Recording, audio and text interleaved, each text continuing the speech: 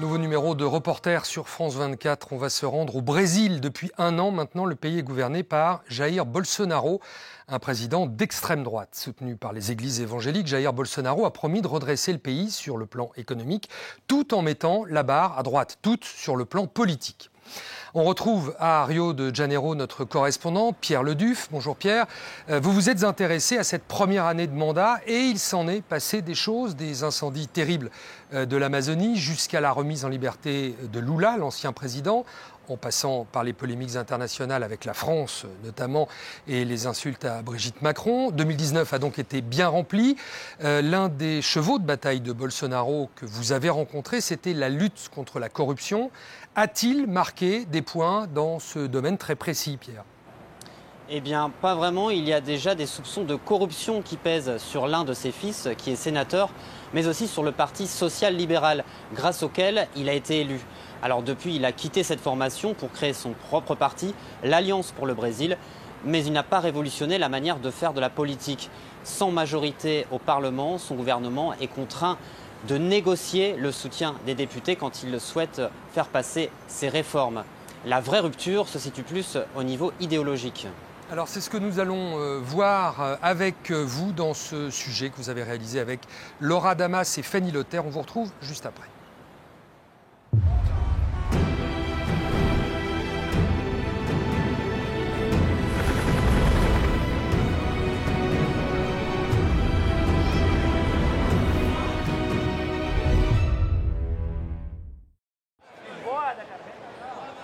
La villa militaire dans les quartiers nord de Rio. C'est aujourd'hui l'anniversaire du régiment des parachutistes d'infanterie, un corps de l'armée auquel Jair Bolsonaro a appartenu.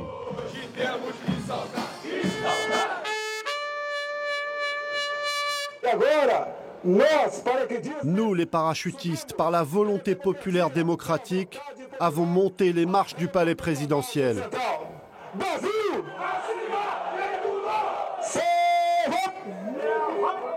Un an après son élection, ses apparitions publiques ont toujours des allures de meeting de campagne. Ici, il est entouré du noyau dur de ses fidèles. Ah, c'est lui, il est là. Ah bon sang, je n'y crois pas. Certains ont attendu des heures sous un soleil de plomb, juste pour l'apercevoir. Il répond aux attentes du peuple. Il parle de notre réalité, c'est ça qu'on veut. Il a rétabli la confiance, la fierté, ici dans le sang, dans nos veines. Mais depuis son élection, la communauté internationale s'inquiète. Fin août, des incendies de grande ampleur ont ravagé la forêt amazonienne dont Jair Bolsonaro veut exploiter à tout prix les ressources. Face aux critiques, le président boycotte les médias et communique uniquement via ses réseaux sociaux. Du journalisme pourri de la TV Globo, pourri, des canailles sans scrupules. Vous ne parlez que de ce qui va mal. Alors, quand il se prête à une brève conférence de presse, les médias se précipitent. Vous avez été beaucoup critiqué par la presse internationale. Vous avez perdu beaucoup d'alliés. Quel bilan faites-vous de cette première année de mandat ? Premièrement, le Brésil a changé de président. Il n'y a plus de gouvernement soumis aux intérêts de certains pays européens. Je ne m'inquiète pas de perdre des alliés. Ce que je ne veux pas perdre, c'est le Brésil.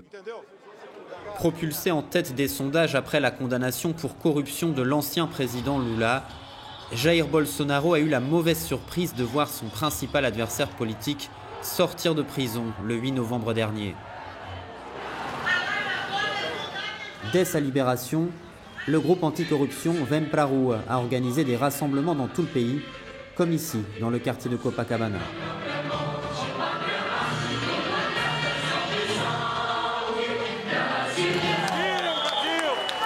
Adriana Baltazar est la responsable locale du mouvement. La bande de pourris de la Cour suprême. Ce sont les plus grands ennemis de la nation aujourd'hui. Leur colère vise les juges de la Cour suprême qui ont autorisé la libération de Lula. Pour eux, c'est la preuve que les institutions judiciaires sont gangrénées par la corruption. La condamnation de Lula, c'était une page qui se tournait. Sa libération, c'est un retour en arrière. Sur les banderoles des manifestants, pas un mot sur le fils du président, le sénateur Flavio Bolsonaro, qui fait pourtant l'objet d'une enquête pour blanchiment d'argent. Qu'il soit jugé. Je vous l'ai dit. Nous ne défendons pas des personnes, mais des idées. Au pied du camion, affiché sur une immense banderole, les ultras du mouvement réclament un retour à l'ordre autoritaire de la dictature militaire. Je veux l'AI numéro 5. L'acte institutionnel numéro 5, un décret liberticide qui a plongé en 1968 le Brésil dans les années de plomb de la dictature. À l'autre bout de Rio, ces étudiants suspendent à la façade de leur université une banderole pour dénoncer la gravité d'un retour à une telle période. On le voit, c'est bon. Un ministre et l'un des fils du président ont récemment jugé possible l'adoption d'une mesure similaire aujourd'hui, si nécessaire. L'acte institutionnel numéro 5 avait ouvert la voie à l'usage de la torture et à la persécution des opposants politiques. Il faut que les gens comprennent que le moment est critique. Les Brésiliens sont passifs et c'est justement ce que veut ce gouvernement, que les gens ne se rendent pas compte. Beaucoup de choses nous font penser à un retour à cette période dans notre pays parce qu'ils ont été élus démocratiquement et qu'ils font tranquillement référence à cette époque. Lucas et ses camarades sont descendus plusieurs fois dans la rue cette année, comme ici en juin dernier. Visées par des coupes budgétaires, les universités sont des foyers de résistance à la politique de Jair Bolsonaro.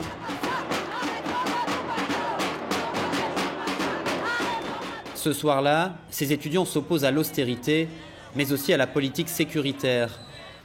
À Rio, elle est incarnée par le gouverneur d'extrême droite Wilson Witzel. Ancien allié de Bolsonaro, il est aujourd'hui devenu un adversaire, accusé de convoiter son poste aux prochaines élections. Dès son entrée en fonction, il a donné une plus grande marge de manœuvre à la police dans les favelas. C'est aujourd'hui que l'opération commence et c'est fini la pagaille. Nous allons rétablir l'ordre. En 2019, plus de 1500 personnes sont mortes sous les balles de la police. Un record de victimes innocentes aussi. Comme la fille de Vanessa, tuée en septembre dernier à l'âge de 8 ans par une balle perdue. Sa mère et son grand-père rencontrent aujourd'hui leur avocat.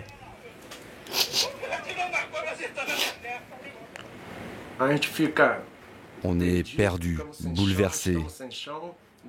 Nous garderons toute notre vie en mémoire et dans nos cœurs la perte d'un ange. Vanessa se trouvait assise avec sa fille à l'arrière d'un minibus quand un policier a tiré sur une moto qui passait. Ils se disent qu'ils peuvent tirer dès qu'ils pensent voir un trafiquant ou quelqu'un qui porte une arme, sans penser aux conséquences, parce qu'il n'y aura pas de conséquences. Ils viennent d'apprendre que le policier va bien être jugé, mais ce genre de bavure est très rarement puni. Et Jair Bolsonaro voudrait encore élargir la notion de légitime défense qui permet aux policiers d'échapper aux poursuites. Il y a un alignement idéologique entre le gouvernement fédéral, le gouverneur de l'État de Rio et la mairie de Rio. On peut parler de nécropolitique. On entre dans cette logique de tuer les trafiquants et quiconque se trouvant sur leur passage. Quand on ne garantit pas les droits de l'homme, ni la présomption d'innocence, n'importe qui peut mourir, même une enfant de 8 ans. Sous l'ère ultra-sécuritaire de Jair Bolsonaro, l'Ordre des avocats a décidé de tripler ses effectifs au sein de la Commission des droits de l'homme. À Brasilia, la capitale, l'opposition représente moins d'un quart des députés. Elle a essayé tant bien que mal de faire barrage au projet du gouvernement tout au long de l'année. Avant la trêve de Noël, elle vient de lancer une nouvelle offensive. Ce jour-là, 25 députés de gauche créent un front parlementaire consacré aux droits de l'homme. La démocratie est aujourd'hui menacée par un gouvernement absolument rétrograde, violent, dévastateur dans le domaine des droits sociaux. À la tête de ce nouveau front, le député Marcelo Freixo compte sur l'appui de 25 organisations de la société civile. L'armée n'a pas besoin d'envoyer des tanks dans la rue pour que la démocratie soit menacée. Il y a la mort des jeunes noirs dans les favelas, les indigènes. Le Brésil est le pays qui tue le plus de défenseurs des droits de l'homme dans le monde.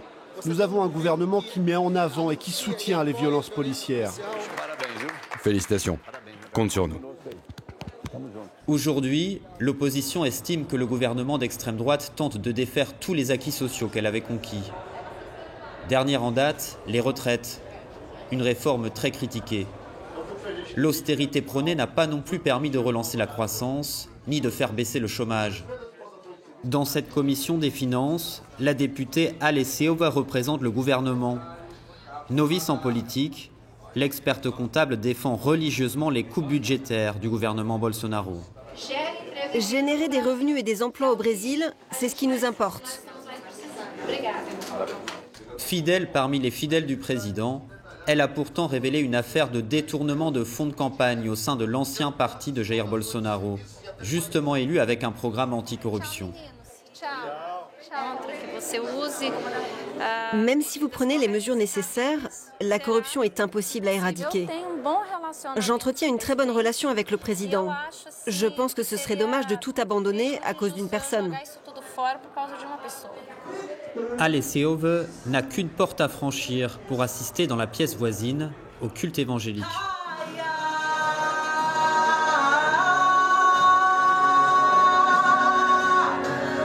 Dans ce pays pourtant laïque, il se tient tous les mercredis matins dans cette salle où se réunissent normalement les commissions parlementaires. Les évangéliques sont la principale base électorale de Jair Bolsonaro. Aujourd'hui, le culte est animé par le député et pasteur Eurico. Il y a des gens qui nous critiquent, qui parlent mal de nous. Mais nous sommes ici sous la protection de Dieu. Le groupe parlementaire évangélique compte aujourd'hui plus de 100 députés. La morale religieuse s'immisce désormais jusque dans la sphère culturelle. On se rend compte que certaines personnes utilisent l'art, non pas pour défendre l'art à proprement dit, mais plutôt pour défendre des valeurs que nous jugeons immorales. Certains peuvent être choqués par une scène de tendresse entre deux personnes du même sexe. Appuyé par les évangéliques, le président et son gouvernement ont annoncé vouloir mener une guerre culturelle. Le monde artistique dénonce une forme indirecte de censure. À Rio, la compagnie d'Arthur et André, reconnue à l'international, aborde souvent des thèmes liés aux minorités. On doit encore ajuster un peu pour être synchro. Pour être programmés par des institutions culturelles publiques, leurs spectacles doivent passer par une commission de la SECOM, un organe directement lié à la présidence.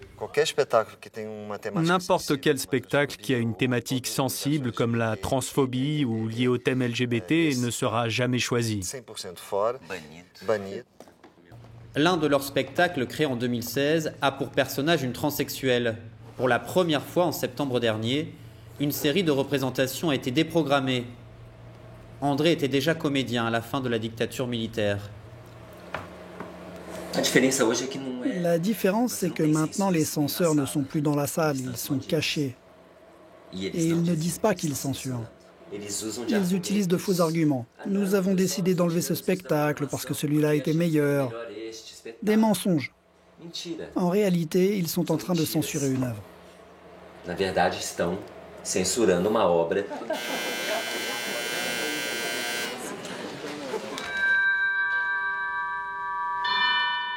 Symbole de la croisade idéologique du gouvernement, la suppression du ministère de la Culture, remplacé par un secrétariat d'État. Le poste est aujourd'hui occupé par un évangélique. Arthur et André, qui ont fondé leur compagnie en France, ont fait le choix de rester au Brésil. Pour eux, c'est un acte de résistance. On retrouve Pierre Leduf à Rio de Janeiro. Pierre, en 2019, l'Amérique du Sud a été secouée par des crises sociales nombreuses. Chili, Colombie, Équateur, mais pas le Brésil. Est-ce que c'est à mettre au crédit de Jair Bolsonaro ? Oui, en effet, ici, il n'y a pas eu de grands mouvements de contestation comme au Chili ou en Équateur, par exemple. Cela s'explique tout d'abord par le fait que les Brésiliens sont assez résignés sur le plan politique. Globalement, il est très rare ici d'assister à de grandes mobilisations. Alors cette situation est, selon le président, un gage de stabilité dans un contexte régional agité. Lorsque nous l'avons rencontré le mois dernier, nous lui avons demandé si ce mouvement de contestation pourrait se propager au Brésil. Écoutez sa réponse. Nous nous tenons toujours prêts pour ne pas nous laisser surprendre. Jusqu'à présent, nous ne voyons pas de raison pour que ce mouvement se propage ici. Jamais le Brésil n'a connu de réalité démocratique comme aujourd'hui. Alors est-ce que Jair Bolsonaro n'a vraiment rien à craindre sur ce plan? Les Brésiliens sont-ils globalement satisfaits de cette première année de mandat? Eh bien, au moment de son élection, les Brésiliens étaient très divisés à son sujet et ils le sont encore plus aujourd'hui. Sa base de soutien reste solide. Après un an de pouvoir, un tiers de l'électorat continue de soutenir Jair Bolsonaro coûte que coûte. Et en même temps, ils sont de plus en plus nombreux à complètement désapprouver sa politique, ce qui crée une grande division au sein de la société brésilienne. Aujourd'hui, la politique est un thème qu'ils ne veulent plus aborder avec des inconnus par crainte des réactions violentes de la part des plus fervents partisans de Jair Bolsonaro ou de ses détracteurs. Merci Pierre. Pierre Leduf à Rio de Janeiro pour France 24. C'est la fin de cette émission. Merci de l'avoir suivi. On se retrouve la semaine prochaine pour un nouveau numéro de Reporter sur France 24.